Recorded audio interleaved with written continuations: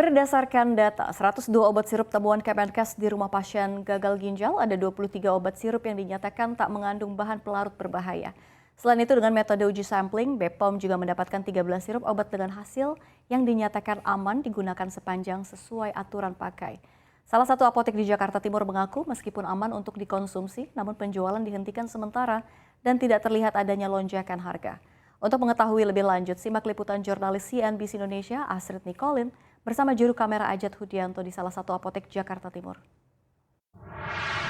Badan Pengawas Obat dan Makanan atau BPOM baru saja merilis hasil uji coba terhadap 26 obat sirup yang 5 diantaranya mengandung etilen glikol yang tidak aman untuk dikonsumsi oleh masyarakat.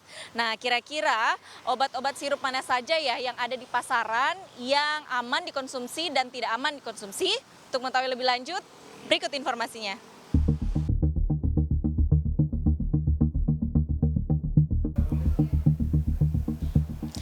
Ya pemirsa, saat ini saya sudah berada di salah satu apotek di daerah Jakarta Timur dan bisa kita lihat di sebelah sini sudah terdapat 5 contoh obat sirup yang ada di toko obat ini.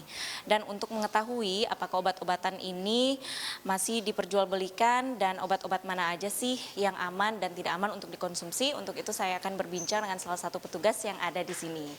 Ya, permisi Mbak. Ya, boleh ngobrol-ngobrol sedikit Mbak? Boleh, iya.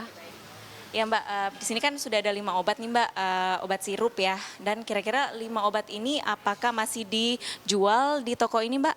Oh, kalau sampai saat ini sih kita belum bisa ngejual obat sirup ya. Sampai ada arahan atau edaran dari BPOM ya, gitu. Dan Mbak, setelah obat-obat ini tidak dijual, apakah masih ada permintaan terhadap obat-obat tersebut? Masih ada permintaan dari pasien. Ya, Mbak, kalau bisa dijelaskan nggak sih Mbak, dari kelima obat ini mana sih sebetulnya yang masih aman dan tidak aman untuk dikonsumsi? Kalau dari BPOM sendiri, kalau masih amannya sih seperti ini ya, BH Kombi ini sama ya antara dua ini sih masih bisa aman lah gitu, iya. Kalau yang ini masih belum ya. Mbak, berarti untuk yang ketiga obat ini memang masih aman ya dari BPOM, tapi dari apotek ini sendiri memang belum memperjualbelikannya ya Mbak ya. Nah, kira-kira dari ketiga obat ini akan ada kenaikan harga nggak sih Mbak kira-kira? Kalau sampai saat ini belum sih, belum ada penaikan harga. Ya, masih belum bisa dijual sih kita.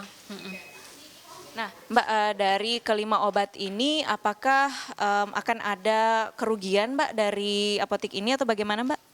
Pastinya adalah karena kan omzetnya menurun ya, iya masih. Ya pemirsa, memang bisa kita lihat dari kelima obat ini ada 2 contoh obat yang memang menurut BPOM tidak aman untuk dikonsumsi karena mengandung zat yang dapat merupakan indikasi penyebab dari gagal ginjal akut. Kemudian namun ada juga beberapa obat yang sebetulnya dari BPOM aman untuk dikonsumsi, namun dari toko ini mereka masih memberhentikan secara sementara untuk semua penjualan obat-obatan sirup. Nah, tentunya bagi masyarakat yang ingin lebih tahu lebih jelas obat-obat spesifik mana saja yang aman dan tidak aman untuk dikonsumsi, masyarakat dapat mengklik tautan di bawah ini untuk mengetahui lebih lanjut. Dari Jakarta, Astrid Nicolin dan Ajat, Tim Liputan CNBC Indonesia.